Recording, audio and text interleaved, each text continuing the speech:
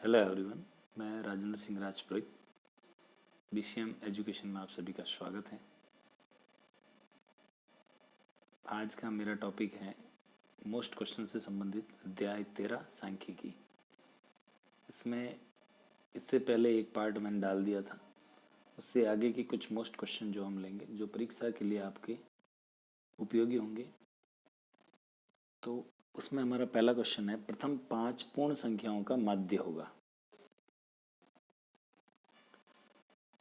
तो पूर्ण संख्या का मतलब होता है वॉल नंबर, जो हमारा शुरू होता है 0 से। ठीक है, 0 से शुरू होकर इन्फिनिटी यानी अनंत तक चलता है।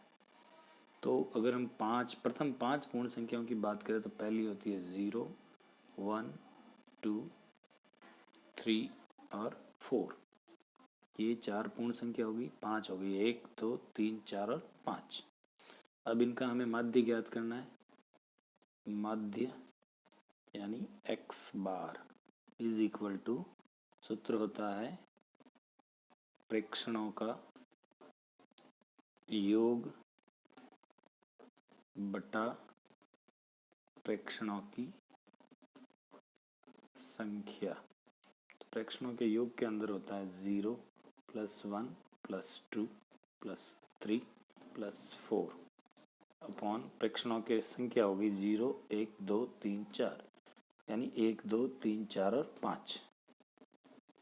4 और 3 7 और 9, 7 और 2 9 और 1 10, टोटल हो गई इसकी 10 अपॉन 5। 5 का भाग 10 में लगा, कितनी बार गया? 2 बार। तो इस प्रकार प्रथम 5 पूर्ण संख्याओं का माध्य होता है 2। हमारा सेकंड प्रश्न है, निम्न बंटन का माध्य ज्ञात करो। यानी हमें इंडेक्स दे रखी है, उससे हमें माध्य ज्ञात करना है। तो इस इंडेक्स में एक तो दे रखा है x और एक दे रखा है f। तो इस जो इंडेक्स है उसको हम खड़ी बना देते हैं। आगे लिखते हैं x की वैल्यू और पीछे लिखते हैं f की वैल्यू। अगला जो बॉक्स बनेगा माध्य में वो बनेगा fx। इट मीन्स f और x का गुणा 4 5 जा 20, 6 8 जा 48, 14 7 जा 98, 14 7 98, 11 8 88 और 99 27।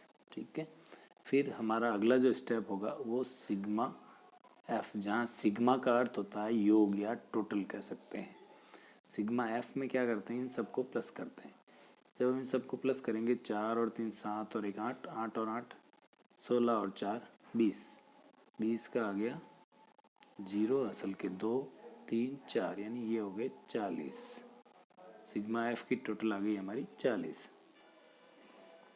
और एफ एक्स यानी सिग्मा एफ एक्स की जो टोटल होगी वो होगी 1 8 8 2 8 3 8 24 और 7 31, 1 असल के 3, 3 और 2 5 और 8 13 और 9 22 और 4 26 और 2 28 इन 281। ये हमारा सिग्मा एफ एक्स की टोटल आ गई। अब हमें माध्य ज्ञात करना है। तो माध्य का सूत्र है, इंडेक्स के लिए माध्य x bar is equal to sigma f1 x1 upon sigma f1। इसको कहते हैं x1, ये है f1, इसको हम f1 x1 कह सकते हैं। ठीक है ना। अब जब हम इनको लिखेंगे तो 281 सिग्मा fx की टोटल 281 आई अपॉन सिग्मा f की टोटल आई 40।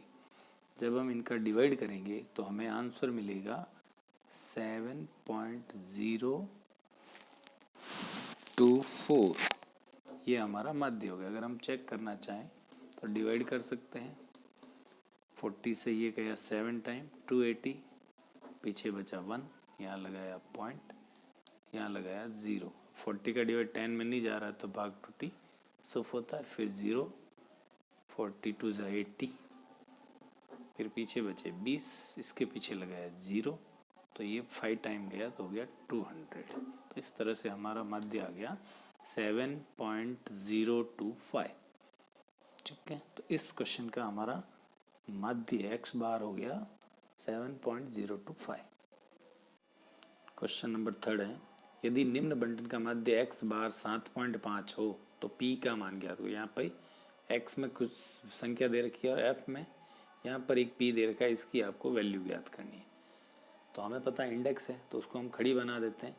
तो ये वैल्यू हमने x की वैल्यू यहाँ रख दी और f को यहाँ रख दिया। अब हम इसकी वैल्यू ज्ञात करते हैं। तो हमें पता है माध्य, अगर हमें माध्य का जिक्र होता है प्रश्न में तो इंडेक्स के अंदर हमारा जो अगला बॉक्स बनेगा वो बनेगा fx का, ठीक है ना। fx मीन्स f और x का मल्टीप्लाई। तो 6 3 ज़ा 18, 8 5 ज़ा 40, ये होंगे 105, ये 9 को p से करेंगे तो 9p, 11 8 ज़ा 88 और 13 चौक 52, ठीक है ना। फिर इसमें दूसरा काम क्या हमारा, सिग्मा f की टोटल में क्या करना है, p को पहले लिख लेना है, लिख लिया हमने इसमें से, बाकी प्लस कर दो तो प्लस हो गया 8 और 6 14 और 4 19, 20 21 22 23 और 8 31 का 1 असल के 3 3 और 1 हो गए 4। तो हमारी सिग्मा एफ की जो टोटल आई p प्लस 41, ठीक है। अब हमें टोटल करनी है सिग्मा एफ एक्स की, या इसकी। तो इसमें क्या करना है, 9p को पहले ही आपको साइड में लिख लेना है, बाकी जब टोटल करेंगे तो आएगा अपना 303। इन सबको जब हम टोटल करते हैं तो 303 आता है। अब हम आगे चलते हैं, हमें ज्ञात करना है, माध्य का जिक्र हो रहा है अंदर, तो माध्य x bar is equal to sigma f x upon sigma f, ठीक है ना। ये सिग्मा का साइन है, सिग्मा मीन्स होता है टोटल, ठीक है। तो सिग्मा एफ एक्स अगर हमें दे रखा है 9p plus 303 upon sigma f की टोटल है p plus 41 is equal to, अब इसके साथ में हमें माध्य शुरू में दे रखा था प्रश्न में 7.5 माध्य है, तो उसको हम यहाँ इसके पीछे इक्वल के रूप में लगा देते हैं, अपॉन 1 लगाते हैं, इसका क्रॉस मल्टीप्लाई। जब हम क्रॉस मल्टीप्लाई करते हैं तो 7.5 या 7.5 पहले नहीं लिखते हैं, पहले इसको इससे कर देते हैं, बड़ा है ना। तो 1 कोष्टक 9p plus 303 is equal to 7.5, ये दूसरा क्रॉस मल्टीप्लाई होगा, वज्र गुणा 41, ठीक है। जब आप इसको गुणा करोगे तो यहाँ आ जाएगा 9p plus 303 is equal to 7.5p plus 41 को 7.5 से मल्टीप्लाई, तो आता है 307.5। ये इसका इससे मल्टीप्लाई ये आता है और इसका इससे मल्टीप्लाई ये आता है। अब ट्रांसफ़र करते हैं तो p को आगे लाएंगे और इसको पीछे ले जाएंगे, तो हो जाएगा 9p minus 7.5p is equal to 307.5 minus 303। अब पॉइंट वाली जो सब्ट्रैक्ट होती है, कभी कभी बहुत सारे बच्चे उसको गलत कर दे। जैसे आपको करना है 307.5, उसमें से आपको 303 घटाना, तो वो क्या करते हैं, यहाँ से लिखना शुरू कर देते हैं 303, पॉइंट का उनके लिए कुछ भी वैल्यू नहीं होती है, तो ये गलत होती है। तो हमें क्या करना है, 307.5 लिखा, फिर इसमें जैसे इसमें पॉइंट के पास एक नंबर है तो यहाँ भी पॉइंट लगाकर एक ज़ीरो लगा दो, ताकि हमारा कभी भी माइनस का काम गलत नहीं हो। तो 5.7 में से 3 गया 4.5, तो यहाँ इसमें से इसको माइनस करता है, अब 9 में से 7.5, तो अब 9 में से 7.5 अधिकतर ऐसे निकालने की कोशिश करते नहीं होता है, तो क्या करता है, इसके पीछे पॉइंट लगा के 0। अब यहाँ 0 में से 5 नहीं जाता, तो यहाँ बोरो करेंगे, उधार लेंगे, 10 में से 5 गए 5, यहाँ बचे 8, 8 में से 7 गया 1, तो यहाँ हो गया 1.5p is equal to 4.5।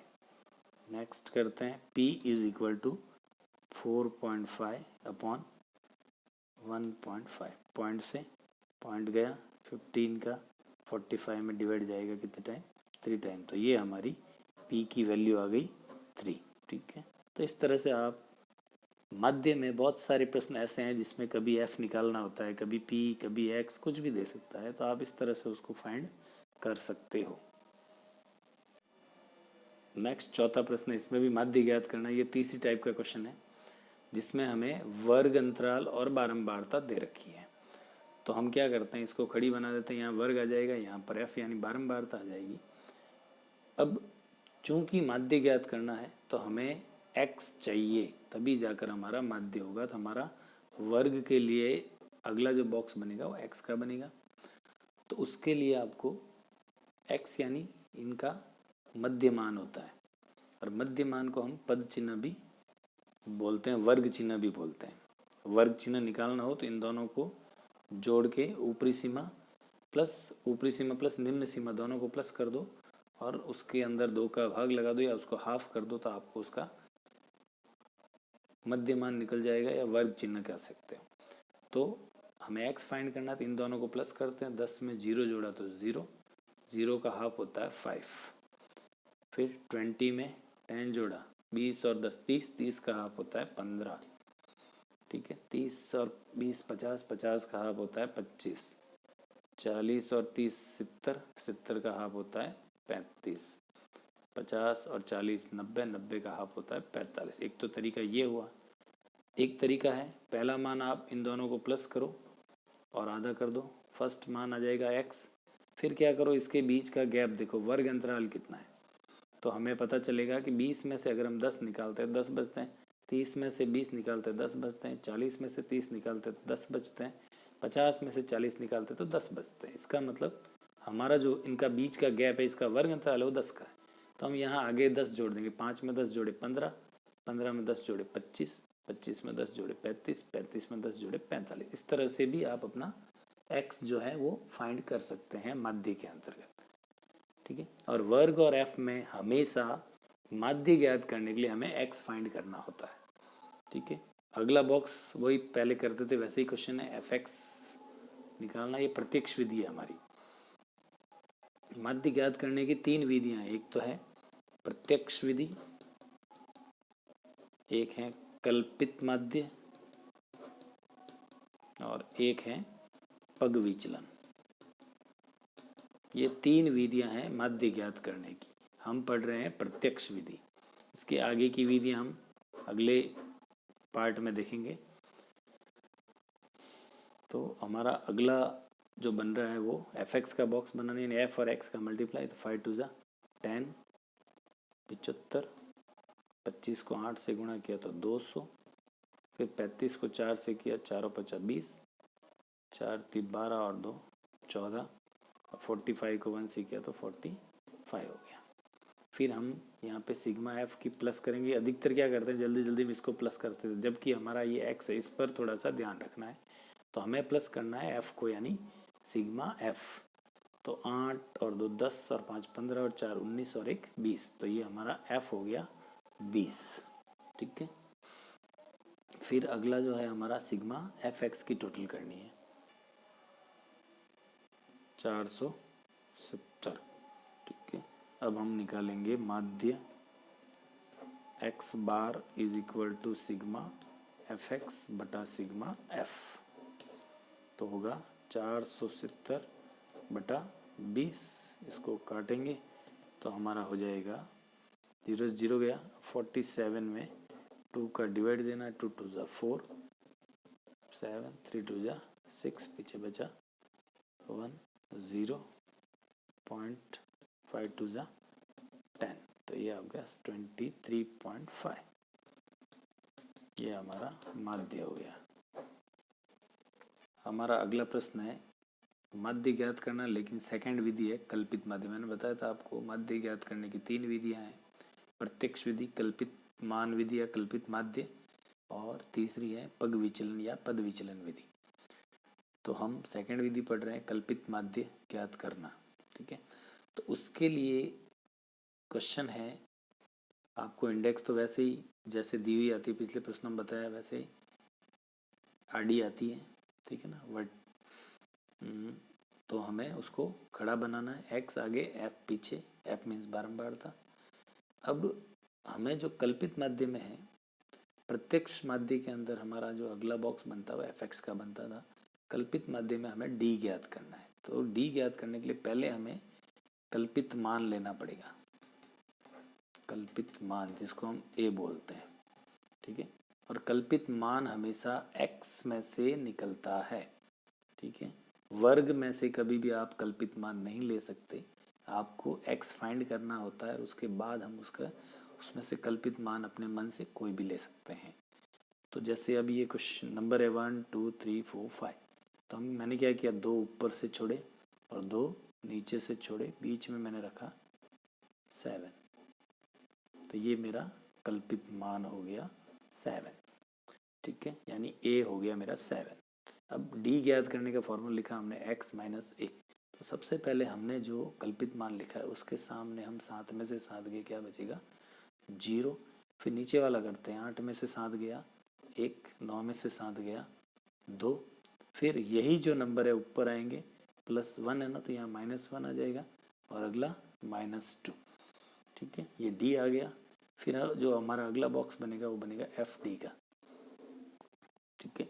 FD के अंदर ये दोनों मल्टीप्लाई होंगे F और D, तो 4 2 जा 8 यानी माइनस का 8, 8 1 जा 8 माइनस का 8। किसी भी नंबर को 0 से मल्टीप्लाई करते तो 0, 11 1 जा 11, 3 2 जा 6, ठीक है। फिर हमारा अगला जो स्टेप है उसमें सिग्मा F की टोटल करनी होती है। जब हम इनको टोटल करते हैं तो हमें मिलता है 40, ठीक है। फिर अगला जो है हमें प्लस करना होता है सिग्मा FD, जिसमें क्या होता है, माइनस माइनस को आप अलग ऐड करो तो होता है माइनस का 16, प्लस प्लस को आप अलग ऐड करो तो होता है प्लस का 17। तो सिग्मा FD बराबर होता है, प्लस की संख्या आपको आगे लिखनी है, माइनस की संख्या पीछे लिखनी है। जब दोनों को माइनस करोगे तो आपको बचेगा 1, ठीक है। तो सिग्मा FD की टोटल आई 1। कभी यहाँ पे माइनस का बचता है तो माइनस भी लिख सकते हैं, तो जिसका ज़्यादा होता है उसका साइन लगाकर उसको रखना है। यहाँ प्लस की ज़्यादा इसलिए 1 प्लस का आया, अगर माइनस की ज़्यादा मिल जाती है तो माइनस का भी आ सकता है, ठीक है। अब हमें माध्य ज्ञात करना है। माध्य x bar is equal to, formula है a plus sigma FD upon sigma F, कौन सा, कल्पित माध्य।